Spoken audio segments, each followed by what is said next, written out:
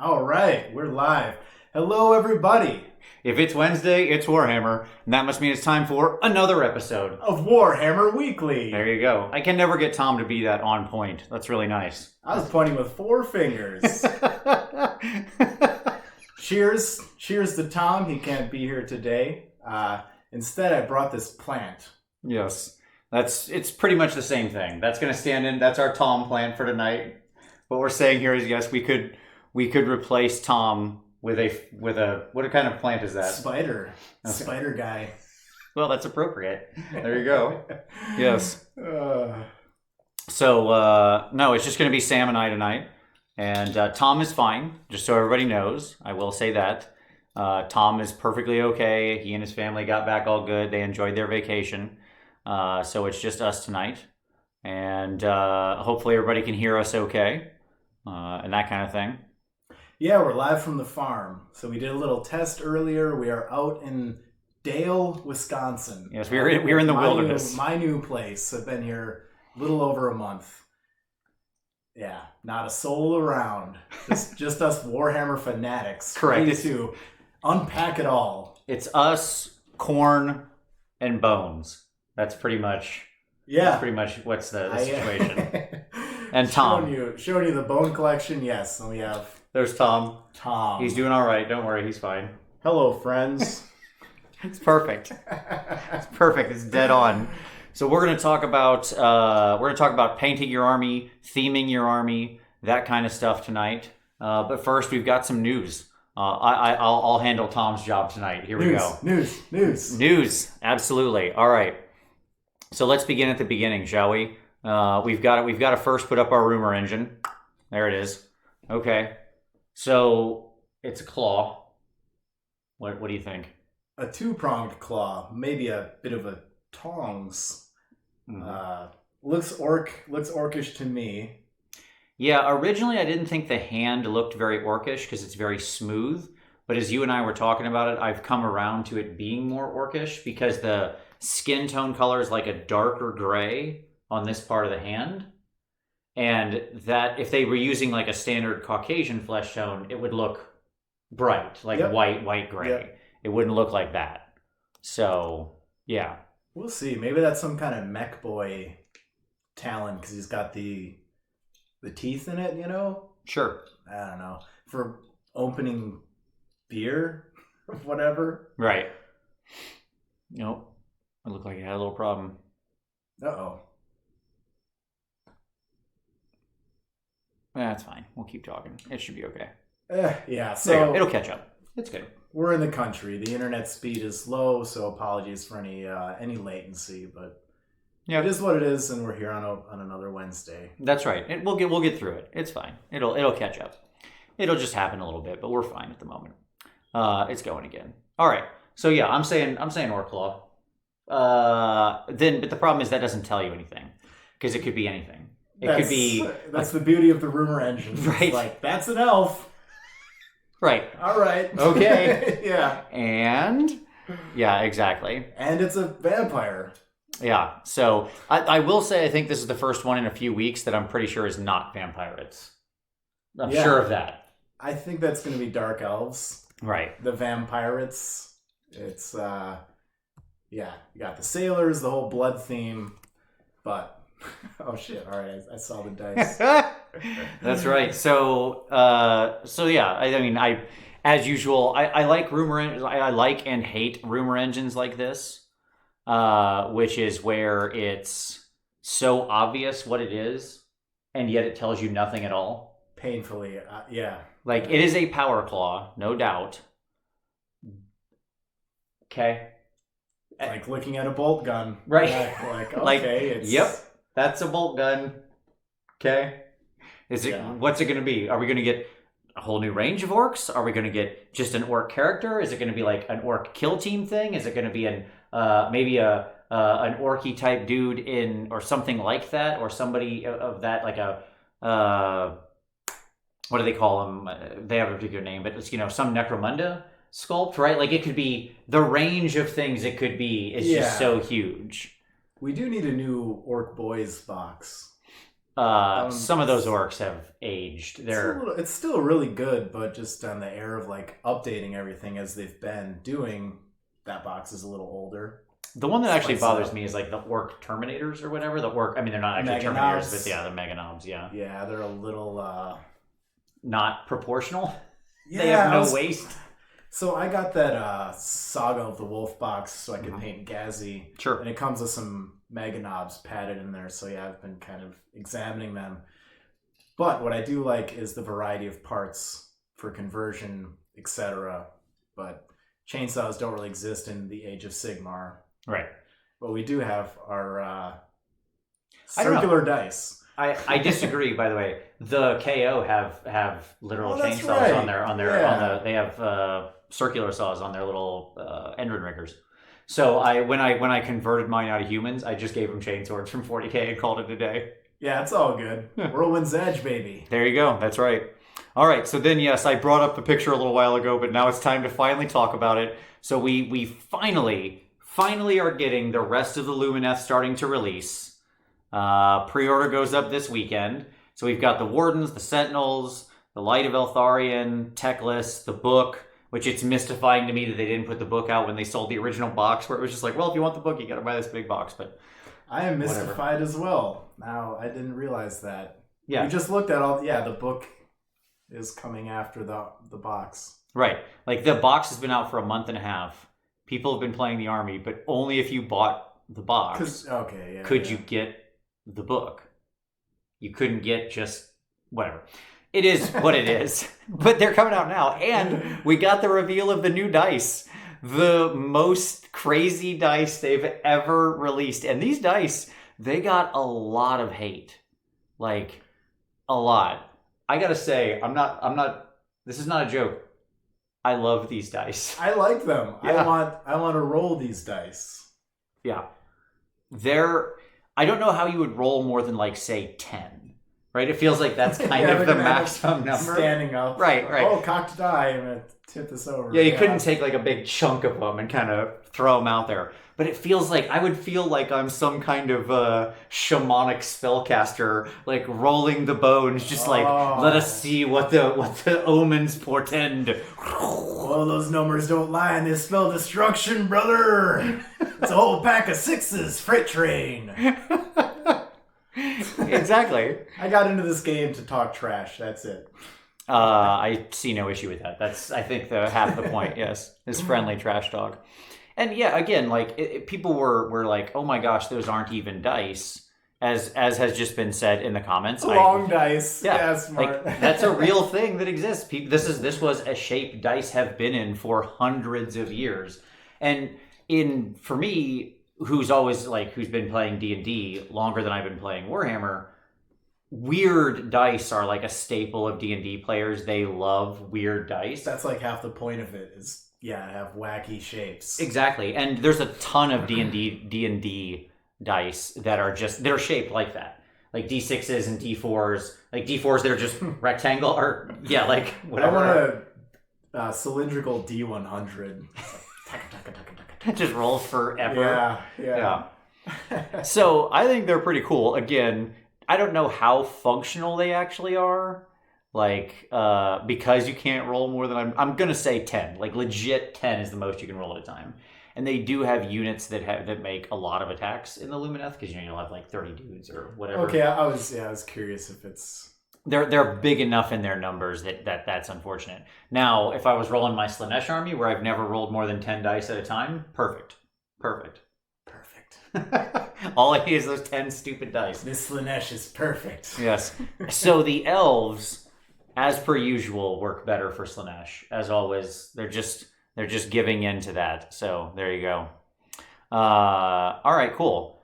Other piece of news that we probably have to address, if I'm leaning in, by the way, is to read your comments, because we're doing this off of one it's thing a little. today. I see a lot of like friends popping up. Hello, Emily. Yes. Hi, everyone else. Emily and friends. Yes. Yeah. No, a lot of awesome people. I did see John is watching, so John, we'll see you tomorrow. I hope John's doing well. We'll be heading to him tomorrow for our painting jam weekend. I'm hanging out with Sam at his place as we're doing a whole we're going to do a big painting jam with John and with Scott this weekend with Miniac and Ninjon. Rest assured, I have not been socializing for the last, I don't know, 18 months. And then COVID started and I kept not socializing. So Yep. as far as us being quarantined and being good boys, as far as this pandemic goes, yeah.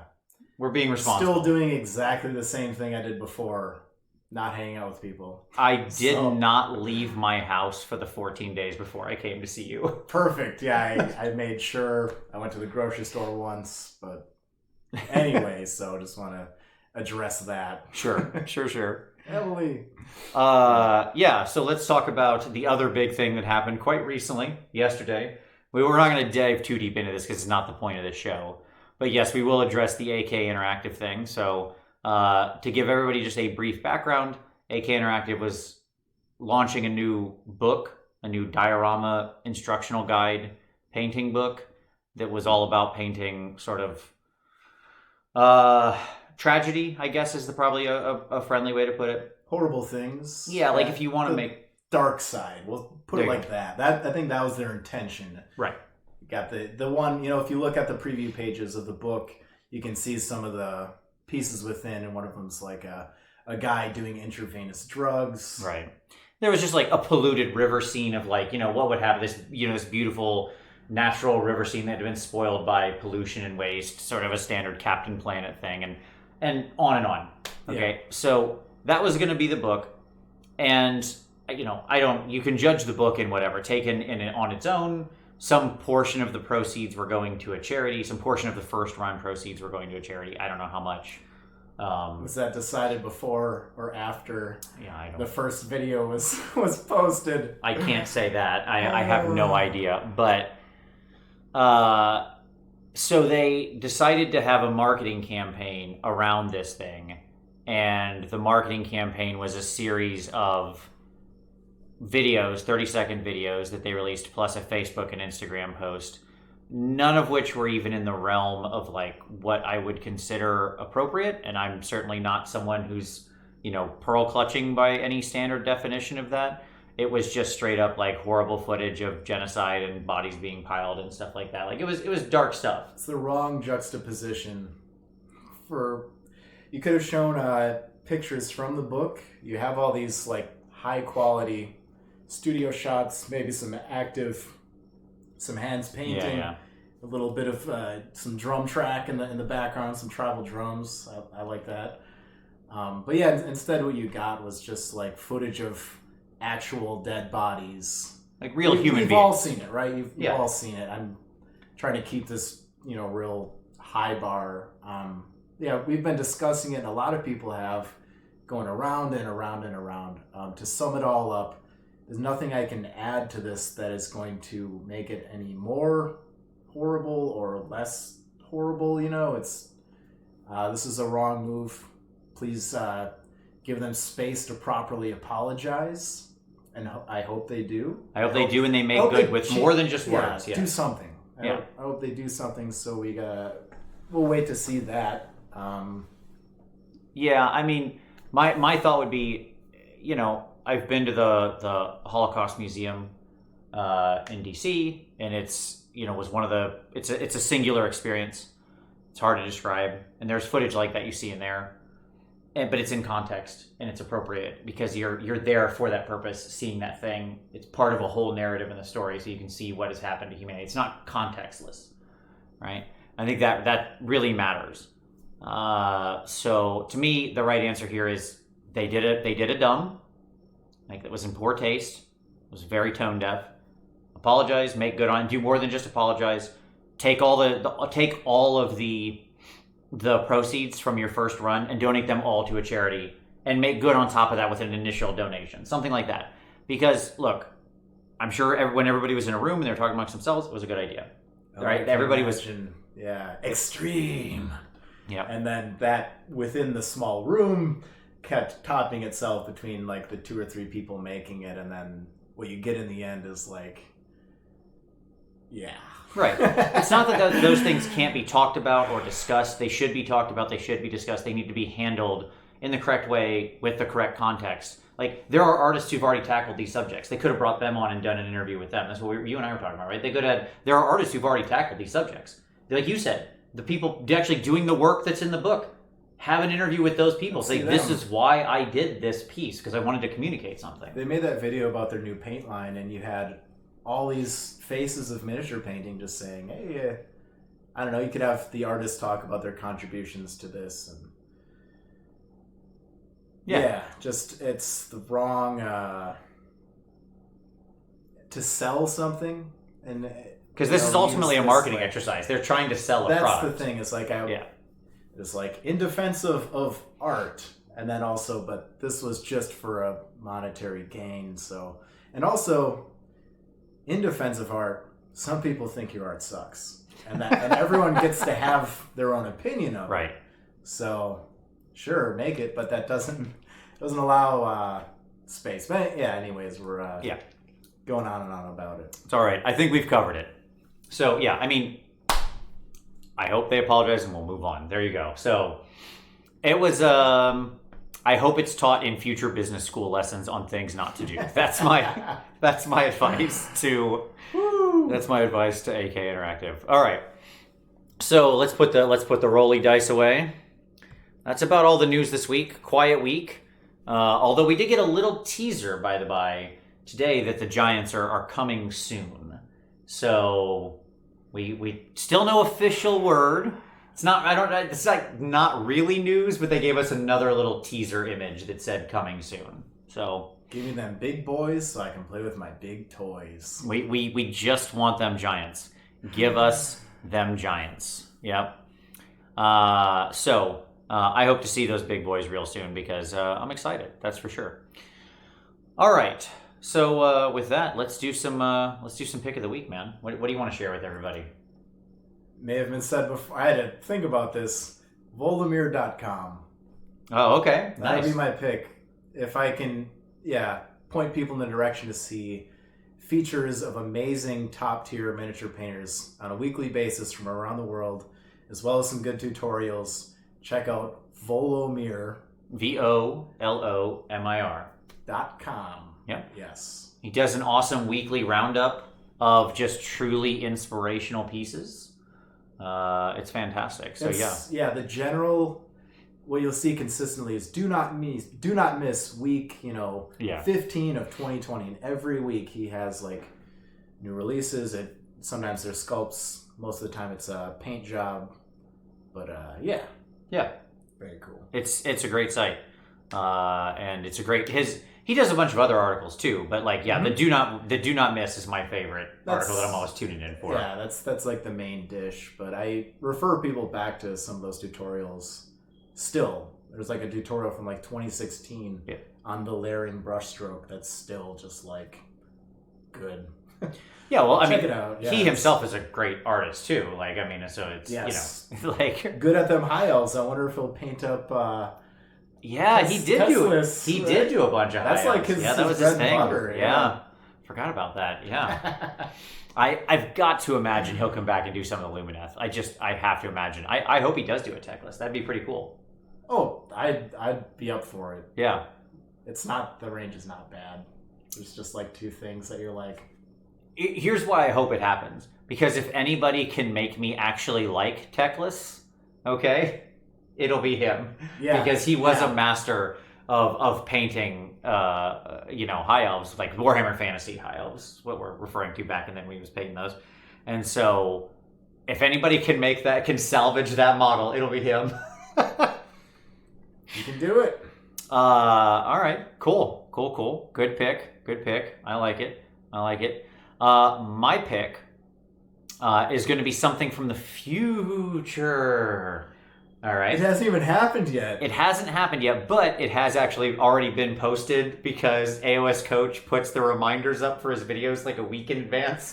You know how I posted that I was doing this show like 2 hours before it went live? Might as well. So if you want to continue the art discussion that we're going to talk about tonight around theming an army and painting your army and advancing your army, AOS Coach, about a week from now, you can go to his channel. He's already got the reminder up, so you can go there. You can hit the little bell icon.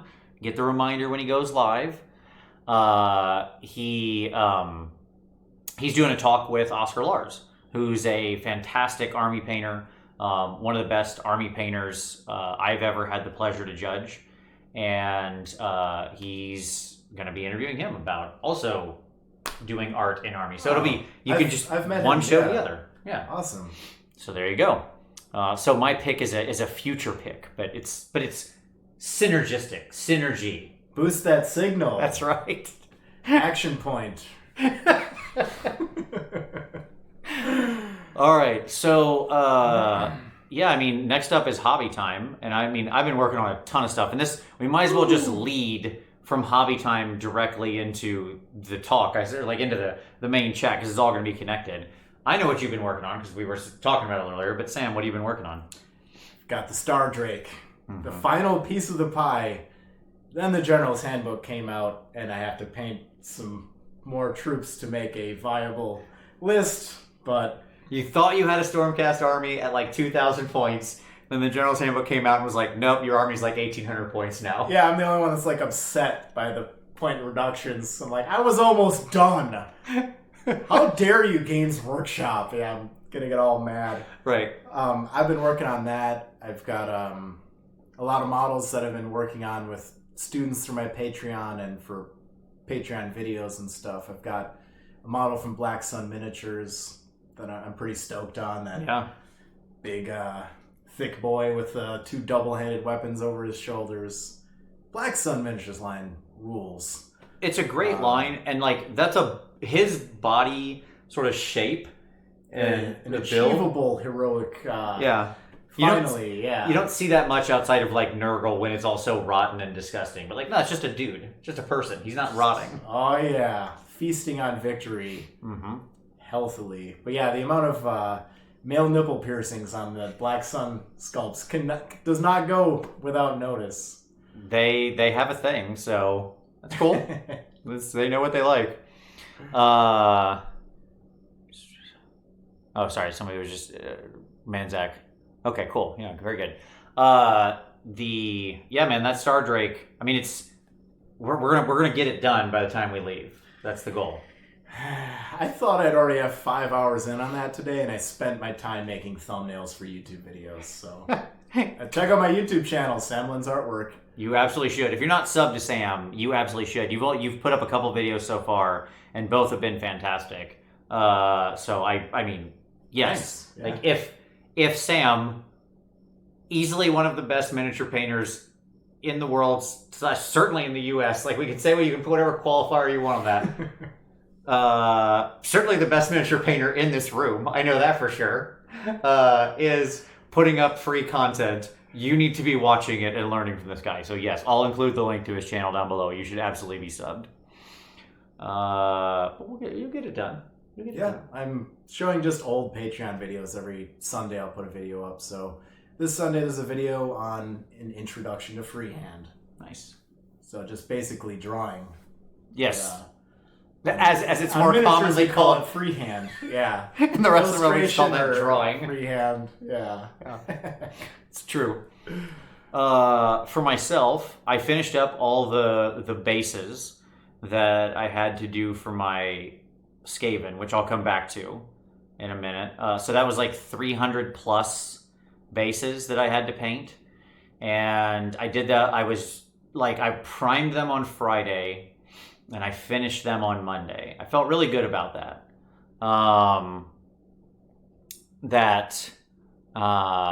No, James, I did not see that, but I'll check it out. That sounds super cool. I mean, I'm a fan of Cyberpunk and I'm a fan of Slanesh, so I like anything that combines those two. But so 300 bases ready to go. They're all green and glowing and fun, and I've got, I did resin pour on some of the bigger ones and stuff like that. So. They look great. Thank you. Yeah, I love the atmosphere. A lot of green hue on everything. Yes. It does make me sad that the army doesn't have that same glow cast on it. Yeah. So I suppose like if I wanted to, every time I rebase them, I could just keep my airbrush there and just like easy reglue them. Yep. Reglue them.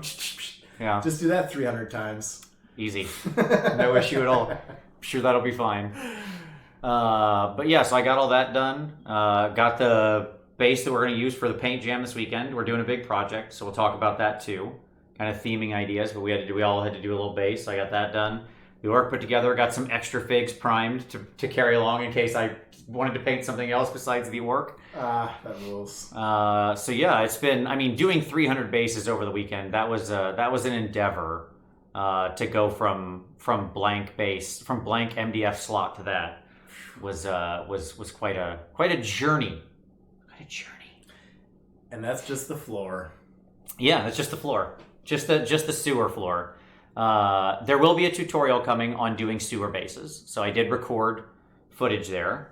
And I'll show you how to do some cool tricks in there, like how to sell the effect of being in a sewer. And this goes to what we were talking about too, when you're theming an army, where we're going to go.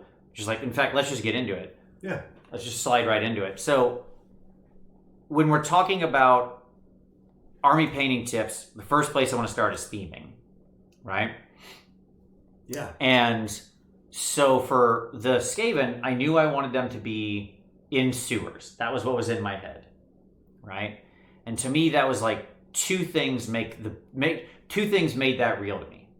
Made those sewer bases real to me. And this is what you'll see in the tutorial when it comes out next month or whatever. One is the atmosphere, like the colors, the tones. I didn't paint the stone in stone colors, right? We think of stone. Rocks are never gray. Rocks are never gray. So my initial blend on those, my initial fade on those was ice yellow, like a deck tan, ruddy, white, red, gray, and then mahogany. That was my blend, okay? All right. And I used that ice yellow to red because I knew I was going to shoot down a green filter over everything. And as soon as the green filter hit the red, it would then desaturate it and turn it into a natural dark brown shadow, right? That's amazing. Whereas the ice yellow would just pop into like super green, right? Super green. So that was like, so setting up that environment was what I want to do. So that's the first thing, right? The colors you use, that kind of thing sells that. So I just think even when it comes to the colors of the army, like what you're painting on their colors, how dirty they are, how clean they are, the environment, how dirty it is, how clean it is, the lighting on the bases, like you're one of the people who I know for a long time has pushed having light on the base in one place, like light to shadow transition on the base, like make the front of the base lighter than the dark or the back of the base, right? So you just do like a wet blend. Yep, and it's a really easy way to imply just a little momentum. Looks like your models are rushing across the field, even if they have their 2 feet planted side by side. Right. Just creates this kind of focus. It's dark behind me. It's light where I'm going. Yeah. The other thing that sells it to me is the environment, right? And this can be translated through conversions on the miniatures or stuff on the base. So like in the sewer, you might have like little rats running around or a chain stuck to the, like dangling over the edge of the base, right? Where somebody had been chained up, because none of these sewers are actually realistic. Like fantasy sewers aren't real sewers. Oh, there's all this space down here. Yeah, I could live in here. It's like 20-foot tall, arched ceiling. Yeah, exactly. Yeah, it's not the Shawshank Redemption. Right, like real sewers are that, right? They're pipes that are, or maybe if there's space to walk, it's like, you've got to crouch and there's not a 4-foot wide walking space on either side of a goo. It's not Ghostbusters 2, right? And but like so you can have the fantasy sewers. You can imagine like old bones, old discarded weapons, broken chains attached to the wall, sewer pipes, right? Like running little pipes everywhere that are leaking some kind of goo or stuff like that. Like, yeah, somebody said some Teenage Mutant Ninja Turtles. Yeah, exactly. That's another one where the sewers were huge. But just go like look at that cartoon and look at the stuff that's all over in the sewers. Big grates, big pipes, things leaking everywhere, and puddles and rats and stuff like that. And that's the fun thing is, so you have one model, and that's a cinematic snapshot. Now you have an entire army's worth of bases, and this whole army has a footprint to an extent. So in the case of your Skaven, some of them are on the bricks, maybe some are ankle deep in the water. Right. You can cut them off, and then placing them next to each other paints this larger picture of the narrative. And like we're doing with the orcs, that's our collaborative project. We have 4 2x2 cubes that all fit together, and it's like the stairway to a dwarf hold. There's runes engraved along the step. And that right there, orcs raiding in a dwarven keep, is its own theme. And yeah, think about maybe there's a model that's by a pillar. Like you've got these kind of underground pillars, and yeah, all the different things that could be going on. Maybe there's a little supply cart that got tipped over, or severed chains, skulls. Always a good choice. Easy. So this project that we're going to do this weekend with the 4 of us, it's exactly what you said. The orcs and the goblins, the greenskins, let's say, raiding this dwarven stronghold, like post victory, going after the gubbins, the shinies. All that gold. It made me think how awesome that would be for a basing scheme for an actual full, like, orc or goblin army, where you actually use because when you see a lot of orcish armies, they tend to be in mud or fields or wasteland or something like that, right? Because you kind of think orc, force of destruction, just out there in nature, roaming around like a hurricane. Very muddy creatures. Yeah. But the idea of setting them, and it had never occurred to me until we started talking about this project, but the idea of setting them in, using dwarven hold pieces on your bases. Think of what bases would I do for dwarves, right? If I were going to do a dwarven army, picture the bases you were going to use. Yeah, exactly. Right? But then break them some, do more ruined chunks, do more skulls, more discarded weapons and stuff like that, and then put the orcs on top of them. And that's such a cool A broken image. Table with flagons of ale tipped over. Yes. Bits of treasure. Maybe there's some kind of war machine, or you've got a troll with a piece of dwarven ruins. Yep. Instead of just a generic stone or catapult with a dwarf statue, or maybe it's loaded with gold. Just a bunch of coins or whatever. Yeah. And I mean, orcs usually, there's a lot of, especially if you're talking something like the Iron Jaws, which an army I know very well and would have brought with me as well if they would have actually been, if they fit into my travel case that I had to bring my army. I was going to load up my Iron Jaws, but then I tried to put my Mega Boss and Maw Crusher into my travel case, and he was too tall by that much. I couldn't close it. That much of his little wings stuck out because I build ridiculously tall models. But anyways, there's so much space on those orcs' bases. They have huge bases, all of them. Yep. So you just got all this room to tell a story. That's what I like about I have Stormcast army. Yep. Being on those large 50 millimeter base? 40s, 50s, all over the place. No, yeah. Both. They have some that are on 50s, some that are on 40s, and then obviously even the bigger stuff when it comes to the cavalry or the Star Drake himself or whatever, right? Yeah. Yeah, my Star Drake, I put him on. I found room for a water feature and a ruined grave. Yep. Yeah, all kinds of jazz, and wherever I go, I'm dragging this diorama around with me. Well, exactly. What this project made me think about that we're working on was the idea, and I have to say this is strange. I mean, I've been painting armies for 20 years, and this is the point that there's always something more to try to do, right? Mm-hmm. Whenever I'm thinking of theming an army, I'm always thinking about what base or what world that this fig is going to live in makes sense specifically to it, right? So this is the orky world that the orc lives in. This is the stormcasty world that the stormcast lives in. You know what I'm saying? You get yeah. Whereas what this project made me think about was juxtaposition of these two things, taking the stormcast, making them look more beat up and worn and battle damaged and battle hardy, and then putting their bases full of chaos stuff. This is an army that's invading, right? Maybe my Stormcaster in the sewer. There's a bunch of dead rats on their bases. Yeah, whoever your favorite enemy or opponent is, you steal their theme and that's what I'm saying. Yes, yeah. Steal your favorite enemy's theme, the thing you want your army to be killing. You steal their basing home, and you base it like that, but then rough it up. make it look, destroyed or downtrodden or something like that, if appropriate, right? I have snow bases, so yeah. Please, everyone copy my bases. My goal is to have my army is fully painted with my snow bases. This is my narrative. If your stuff isn't fully painted, then we're playing in my setting. There you go. I'm giving my army the whole studio treatment. Once it's finished, I'm painting scenery to match. I'm going to make a table to match. Whole studio. Nice. So then we should expect some battle reports on your channel at some point in time, is what I'm hearing here? Yeah, first Stormcast, I guess. I only have the one army, so they've turned on each other. Here's what you need to do. I mean, the obvious answer there is you've gotta take all that and go convince Adam to let you set up the table in his studio like that, and then that will actually get him to finish painting an army. That's where we're trying to do that by getting him hooked on to Holy Havoc. Yeah, Holy Havoc. Yep. Which unfortunately another victim of COVID, but that's all right. There'll be another year. I'm not going to forget about that. We're going to get you guys there. Oh yeah, I would love to go.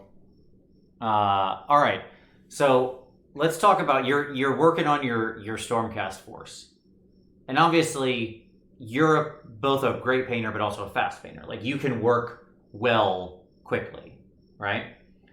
But when you were thinking about theming your Stormcast at the beginning and like deciding on your paint scheme, how much did you like start at the beginning and say, okay, I need to make these figures something that I know I'll actually paint 2,000 points of? Because you could go a lot farther, right? Right. So how did you set your initial theme and pick something you thought, okay, this works, this looks good, I'm happy to put this on the table, but it's not going to murder me? Right. Well, I chose my favorite color. First of all, I'm going with green for this army, and every army that you paint up, you kind of have that main color of focus. Like, all right, this one's purple, this one's blue, but choosing a color that's my favorite, that's interesting to me, and also having variations on that theme. Mm-hmm. I've got different color robes on my evocators. It's like a deeper shade of green. Sure. Kind of symbolize the escalation, that, power that they're climbing through. Having little variations on the theme is very important. And then figuring out an effective and efficient way to get everything done. And that varies for every person. I show people my tabletop army and everyone's like, oh, that's not tabletop. That's crazy. It's a relative term. Sure. But something that really helped me out, I did a video on tabletop minions called the anti-zenithal technique, which I didn't go to art school, so I was not aware that the word nolidial means... Is that what it is, nolidial? Yes, read the comments. That's what everyone's excited about, is not the content of the video, but the one word. Yeah. Nolidial. Well, now we all know. Yeah. Well, some people throw, and some people hurl, and some people toss. Sure. And some people do anti-zenithal. But basically, you just watch the video, you color block the model in, and then spray upwards, taking advantage of the three-dimensional aspects. So if our standard zenithal is like, this is the model, and the standard zenithal is you're going like this, you're coming up like this with a darker color. Yep. Yeah. But the idea, the model is already color blocked. Right. So you've got red, green, yellow, white, gold, silver, everything. Yep. And then you spray with that undercoat. Then I put a wash over everything to bring it, if it's too black or whatever, I bring it back to that tonal correctness, pick out some highlights, spend a little bit of time on certain areas like the faces. I got a lot of sequitors, so I want those robes to be really smooth. Yep. So, you kind of find these little shortcuts to take. Yeah. No, I like that one too. I think that's something people... Here's the interesting thing to me about that nolidial shade or shadow is that's one of those things I think is a big time saver. People should think about more, but it's also kind of more accurate to a point because it's more of a universal shade color. So it gets the idea of like universal shade colors and universal highlight colors. Yep. Like you're in one temperature of light. Like we're in this room right now. The temperature of the highlights and the shadows is going to be the same regardless of the material we're wearing, right? Now there exactly. It all sinks down into the darkness. Right. So, like, in the end, having those deeper shadows from below, plus it's a super time saver. So, like, how long were you spending per unit? Let's say, like, a unit of 5 dudes. Oh, God. I don't know, maybe 20, 30 minutes a guy? Sure. Yeah. Okay. It's around that. That's not an exact number. Sure. Right? Perfectly fair. And that was... time myself. I understand.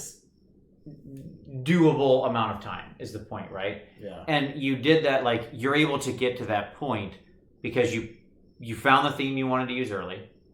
You knew it would work. You tested it. And then you found the shortcuts, like using that different kind of highlighting and making sure that where you were... And this is another thing.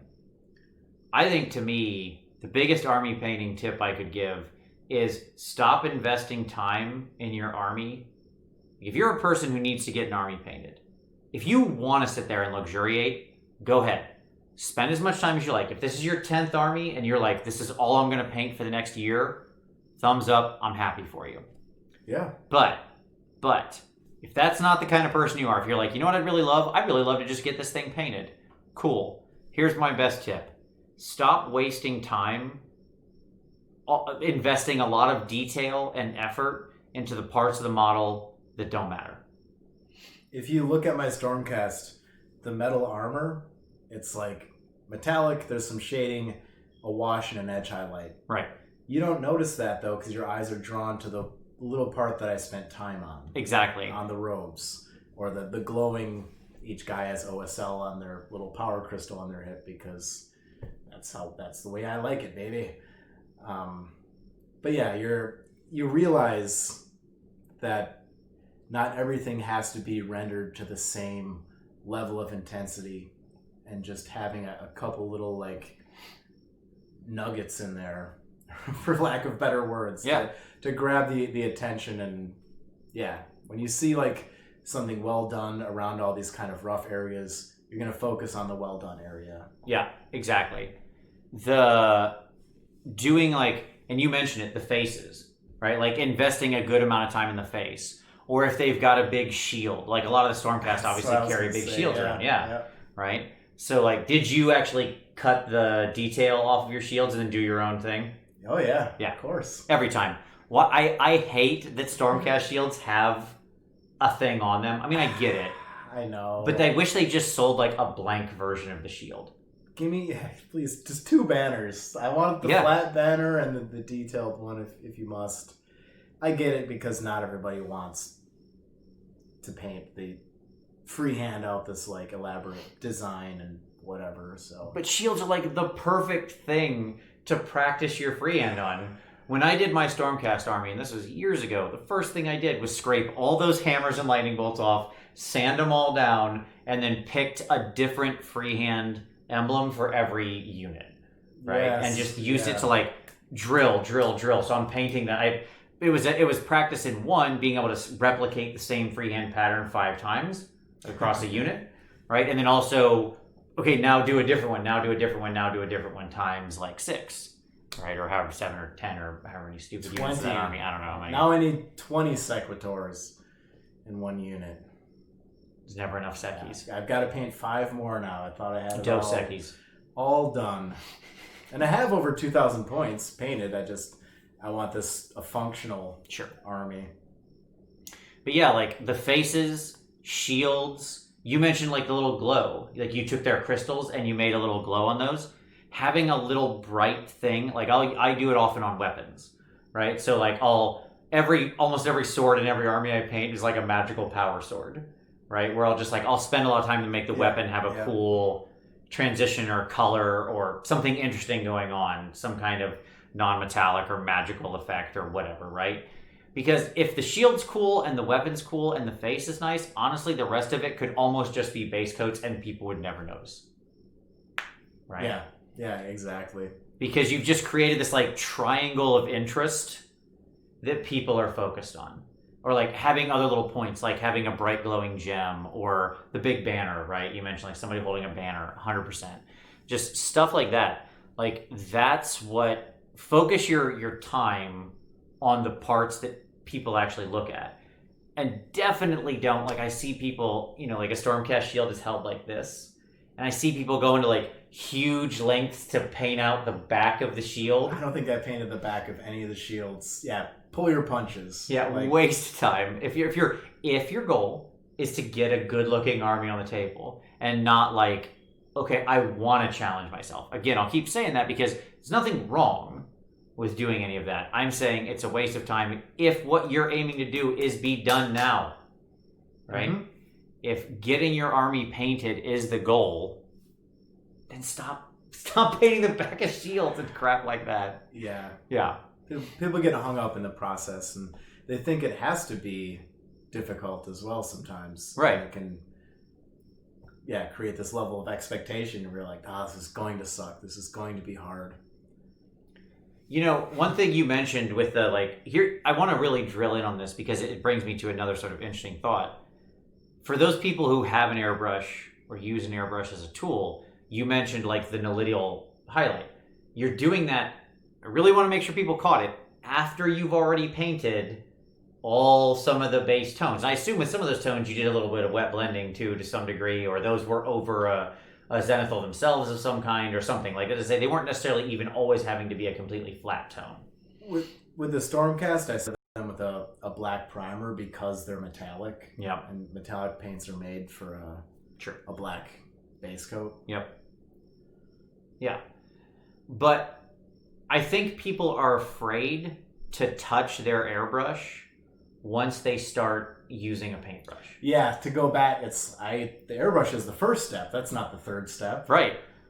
Yeah.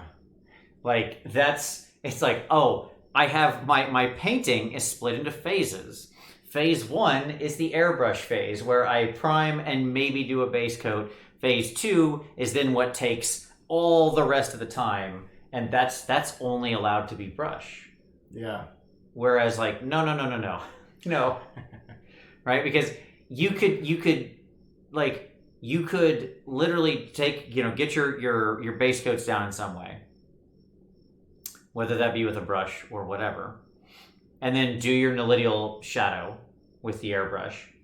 Do a little bit of just highlighting with maybe a soft ivory tone or something from above universally, and then go back in with maybe a quick soft glaze of whatever color each thing is supposed to be.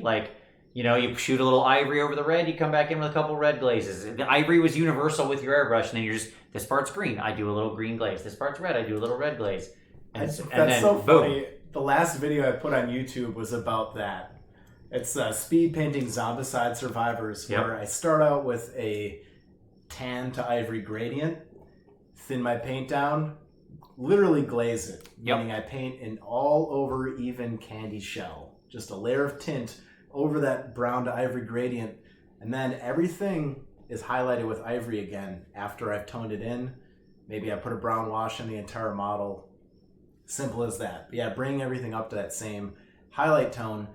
And then I get compliments on it and stuff, and people ask me how did you get this? They've got a certain look to them. It's because, atmospherically they have this desaturated kind of brown hue through everything. Even a purple robe is just a thin glaze with a bit of that showing through. It complements those models nicely. Yeah. And to me, that's it. I think about how much not only better that's going to look, but also because all the highlighting is going to feel universal, it's going to feel appropriate, it's volumetric quite naturally, right?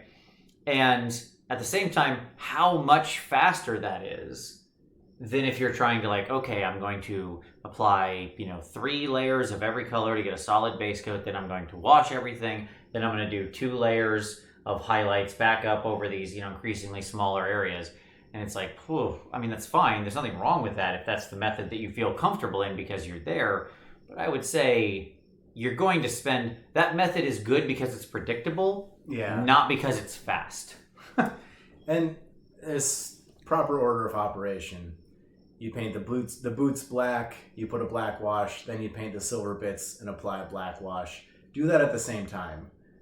Say, have the silver, have the black paint. Everything is going to receive X color of wash.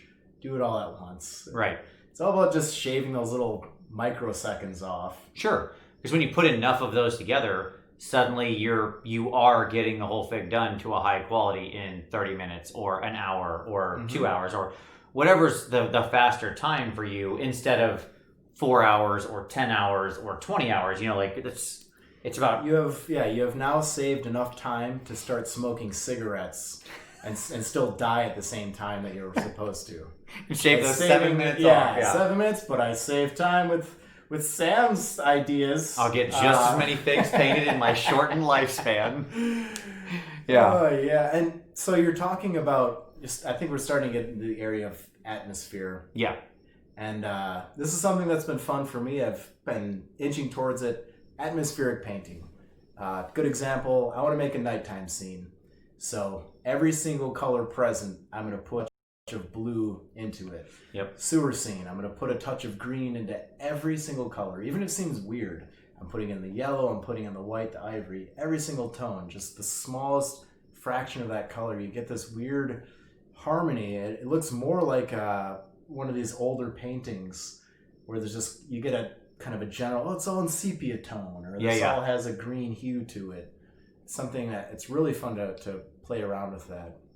I haven't done a whole army like that yet. So I was excited. I was like, oh, I can't wait to see your Skaven. They're like, oh, they're already painted. Yeah, it's like... Well, that's good too, yeah. It's a very old army. Yes, exactly. Yeah. No, I think that the atmosphere... And it's funny too, because the atmospheric thing is something people ask about a lot. And I think that the sort of like... What do I want to say? Like the negative version of this is something like what people call a concept army, okay? Where it's just like, oh, these are my Stormcast, but I'm just going to spray them all white and then just drag like one of the ghosty blue colors across all of them, right? So they're all ghosts. They're Stormcast ghosts. Oh, nice. You see what I'm saying? Like that's... Yeah, go for a monochromatic... Yeah. They're all statues. Exactly, yes. They're all statues is the other one. I think there's nothing wrong with that. And, oh, there you go. Thank you, Rob. That's very nice. Yes. Every time we buffer because of the internet, somebody hit the like button. That's how they'll know. That's how YouTube will know to give us more bandwidth. Would you believe that I pay a lot of money for this internet service? I would believe that. That's all right. It's totally good.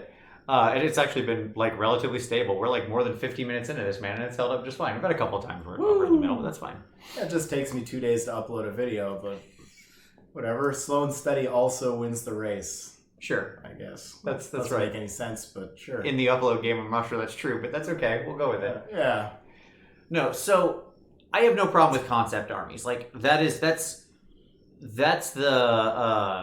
the core of that is like, hey, here's the fastest possible, turn everything in the army effectively into a unitexture, right?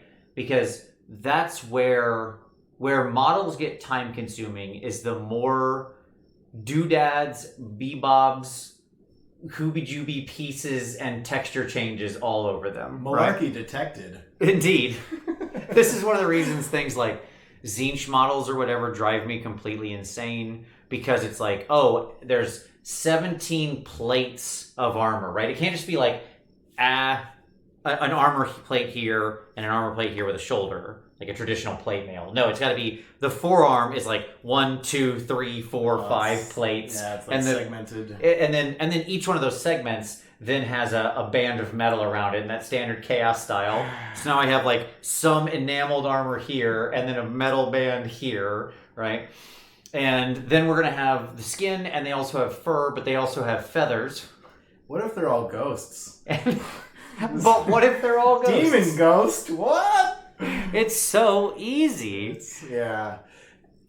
So I think that's the simplest version of that, but what you're describing, I think, is the much cooler version of that. I've had lots of people ask me about this, like painting an army that's supposed to be, like you said, running around at night or underwater. Like a lot of people wanted to do Idneth armies that felt like they were sort of underwater, right? That kind of colorish tone.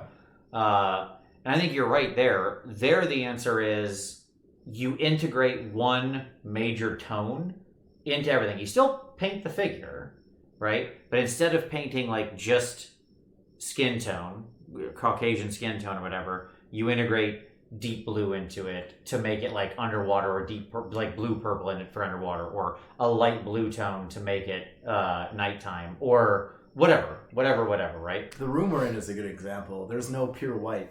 Yeah. Maybe at the monitor, is kind of correcting colors, but I'm under a yellow lamp. Right. So even your white shirt is everything has this slight yellow, even the black bag over there. Yep. Yeah, exactly.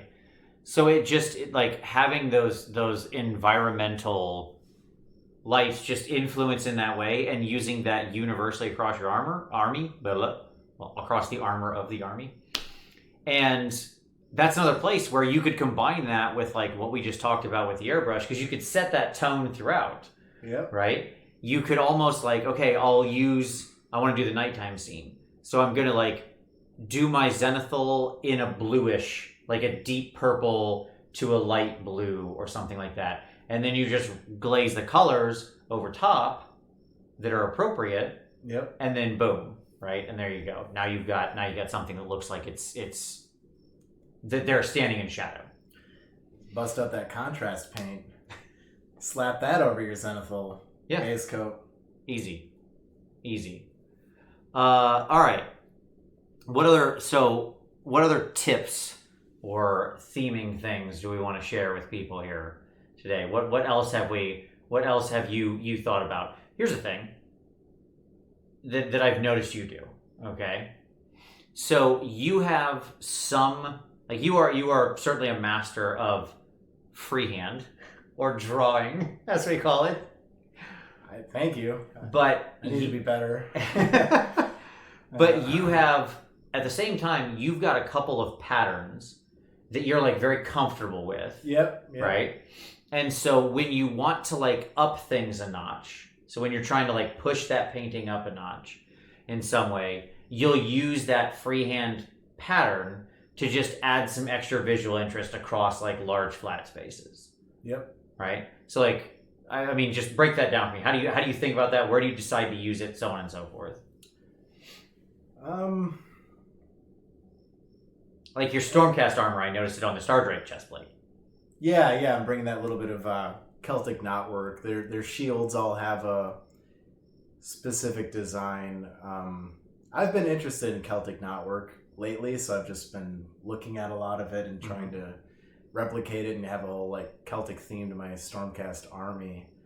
But yeah, I just have kind of a few like built-in patterns that, I've got the edge of a cape or the corner of the inseam of a cape or something to just throw like it's flipped back. A little bit of filigree. Then yeah, I've got space for that. I do have a few little like designs that are always just packed away that are go-tos for me. Skulls. That's another one. Sure. Yeah. The video going up this Sunday is on painting a skull. Nice. So you can all freehand. Yeah, I think that like having a repertoire of like working on those simple designs, like you mentioned the skull, the great classic freehand image that's wonderful for everything and anything GW, good guys, bad guys, and anywhere in between, right? Or having like some kind of brocade or freehand pattern or Celtic knot or whatever, right? Something that you just kind of like, what I would say is look at a bunch of just patterns like that. Like just Google Celtic knots or, stuff like that. And find some images and just start practicing them on a couple figs that maybe you don't care about, or you can practice on a piece of paper if you want to, whatever. You have extra miniatures to practice on. Everybody does. And by the way, if you screw it up, who cares? You can put a single layer of paint over it. It's gone. Like, oh no, not the end of the world. But like, if you just build up that even minor repertoire of being able to do just simple lines of some kind of pattern, these are just some angled swooshy swooshes. Mm-hmm. These are some little flames. Like the flames is another popular one, right? Like you see that on like Space Marines and Orcs and stuff like that all the time. That like GW flame. Yeah, the skinny style. Little... Yeah. Like just work on those until you internalize them, and then they become a really easy trick that you can just integrate because you've got it so down. Mm-hmm. Right? I worked at a tattoo shop for a while. I developed this like extra instinct or ability to just draw stars and swirls, like with my eyes closed. Right. So I want the top of my foot done. Here's the design I like, and while they're like looking for their designs, I'll just sit there and start drawing and be like, "How about this?" And like, yeah, Sure. I like that. Sure. So I got really good at those little swirls. But I want to add that like freehanding on a model, when you're working with paint, you can work on both sides of the line. Versus a pencil, you're like, "Oh, I have to erase this." Paint, you're just like, "I'll just put the background color next to it." Yep. And then once you had that design on the surface, getting it to bond to the surface a little bit. So check this out. I've got this cape with a flowing design on it. This is how I would go about this. I'll paint the mid-tone, the medium tone, bring it up, highlight a little bit, bring my my swirly patterns. Then I dilute down, let's say it's a green cape. I take a little bit of black and green, dirty paint water consistency, and I start sweeping that into the crevices. Yep. And then people look at this web of freehanding and they're like, "How did you shade all that uniformly?" And it's like, again, pulling these steps out of order a little bit. Right. I shaded all together at once instead of trying to do every little bit of it. Corner case scenario, but it's worth sharing, I think. I think it absolutely is, because what it says there is the don't get locked in to any particular way you think you have to do it, because we often think of things like those kinds of freehand patterns. And by the way, some of those are just like so easy and so fast. Like when I did my Slanesh army, which is out in my car right now, but that every model in that army has tattoos on it. Yeah. Everyone. And that's, I did 70 daemonettes plus all the heroes and everything else. I mean, it's a huge army. And it wasn't like it was onerous to do all those tattoos, because they just have simple, like, swoopy loopy pattern, stylistic Slaneshi swirl. Your mistake tattoos. becomes an intention. Right, exactly. So, like going I'm in just, that direction. Yeah. Yes. I'm just tracing these simple patterns. And then exactly what you said. The advantage is I don't have to erase. If I messed up a line, I would just like, oh, whoops, I messed up that line. Dip my, wipe, dip in the flesh tone, draw right next to the line. Now it's a sharp line again. Look, That's how long that took to fix. And then, okay, back to more lines. While we're talking about little tricks for things that you may need 1% of the time, Celtic Knotwork, I don't know how to do it, but I've put it on plenty of models. All I have to do is draw the loops. Right, you draw all the loops. And then it follows this pattern of over-under, so I just draw the separations in afterwards. Yep. So you're not trying to draw because the tricky part... I can't build it myself. Right. Right. When you look at a Celtic Knotwork, the crazy thing that tricks your brain is all of the different over-unders, right? Yeah, where the lines are. It's like this. Yes. Just paint the X and then draw the separations later. Exactly, yeah. Just do the whole thing and then come back in with your base tone and you sweep aside here. Well, then you sweep aside there and there. Yeah, there you go. Yeah. So you took a visual reference. We got there. No. AK interaction. Sorry. Yeah.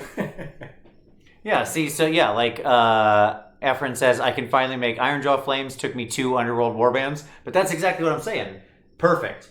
Which isn't that many warbands. Perseverance. Yeah, that's so good. Perfect. You took 10 figs, practice it down, and boom. Now you've got those flames. And the trick is, that's a thing that you could use now anytime. You could be working on any army in the future, and if you change the colors on the flames or make them look a little different, all of a sudden they can just be a little freehand pattern on something else. Like, for example, those Ironjaw's flames you're using are those little, swoopy flame lines. Yep. So let's say you do a future army and you want to do a sun.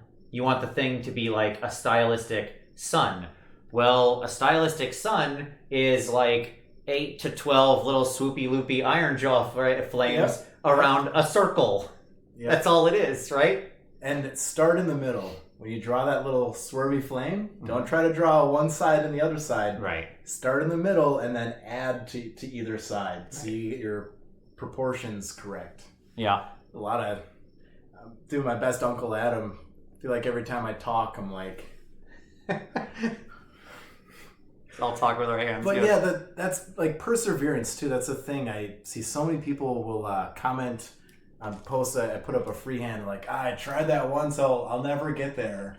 It's I had to do this 100 times to get it right. You do it one time, that's your first try. You do it 10 times, it's 9 times better than your first.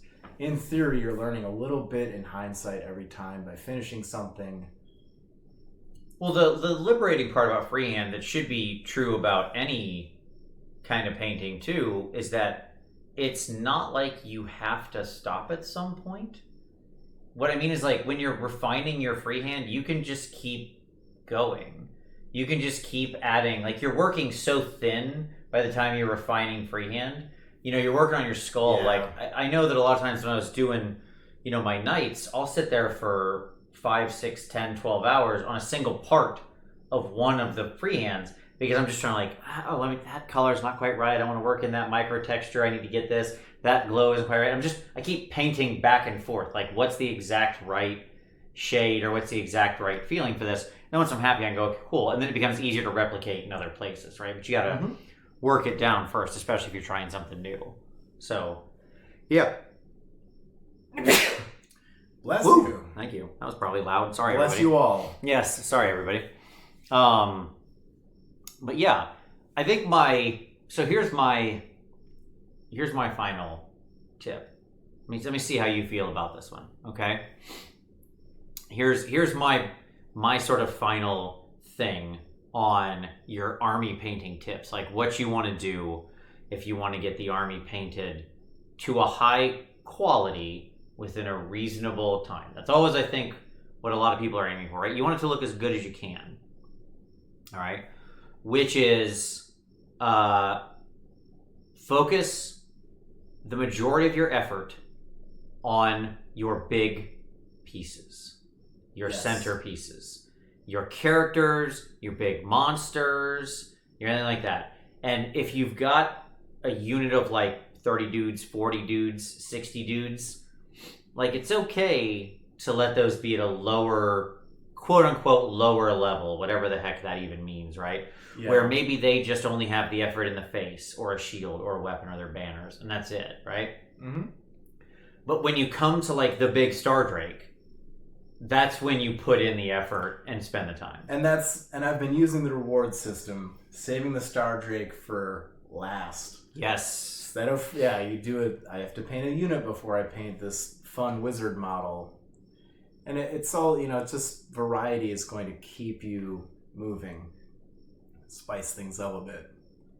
Yeah, that reward system is so important. And sorry, Alex, I didn't mean to kill you. Yes, he's wearing earphones, and I sneezed and killed him.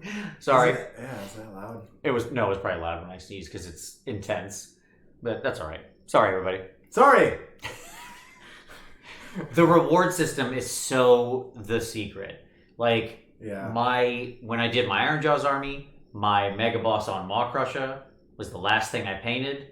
When I did my Daughters of Cain army, my Marathi was the last thing I painted. When I did my Slanesh army, well, I had like 4 Keepers of Secrets to paint, but I spread them out, right? So I'd be like, okay, I've got to do this many Daemonettes and this many other units, then I get a Keeper of Secrets. Then I have to do this much more, then I get another Keeper of Secrets, right? And that was like the bonus nacho. That was the dessert. Oh, bonus nacho. Yes. Showing up. That is the nacho hat. That's right. Showing up after I put in that effort. It was always something to look forward to.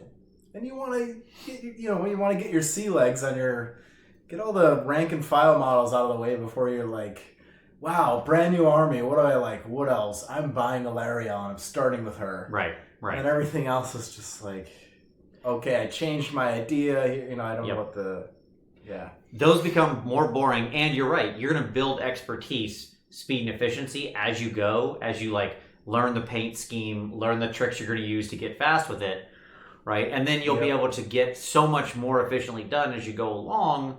And when you get to the big model, you'll cut all that basic stuff down to the minimum amount of time and be able to focus on just actually investing in the coolness, right? Heck yeah. And God, while we're all like thinking about it, decals can be shaded down as well. Just talking about that cape. Oh yeah, earlier, sure. Just to kind of, attach things to the overall gradient. Yep. Just very thin layer, dirty paint water level. I'll throw that in there. You're absolutely right. Yes. Never underestimate the value of a good of a good layer of paint over top of a decal to like actually tie it together with the model in some way. Yeah, 100%. All right, I feel like we covered some good tips there around theming, atmosphere, concept armies, color integration, tricks for going faster, where to focus your attention. It was good. Anything else you wanted to add? Yeah, it's a whole smorgasbord. That about does it. I'm looking forward to getting some games in over the weekend, or at least one. I'm looking forward to suckling some sweet depravity out of your Stormcast. Oh yes, I know. In our chat, I'm like, I hope you like licking Sigmar's star forged boots, and you're like, oh, we like that too. Or Slash, I'm like, this isn't working. Our normal intimidation tactics don't seem to be working. I love the talking trash, being the good guy. I've never played the good guy army, and now I get to come in with all this righteousness at my back. It feels like, so good to have like it's so fun. And yeah, I'm like the poster boy. I'm on the cover of the game and stuff. And yes, that righteous. I've never had that. Yeah. Just by the beard of Sigmar. All that jazz. There you go. All right, everybody. Well, thank you so much for hanging out with us tonight.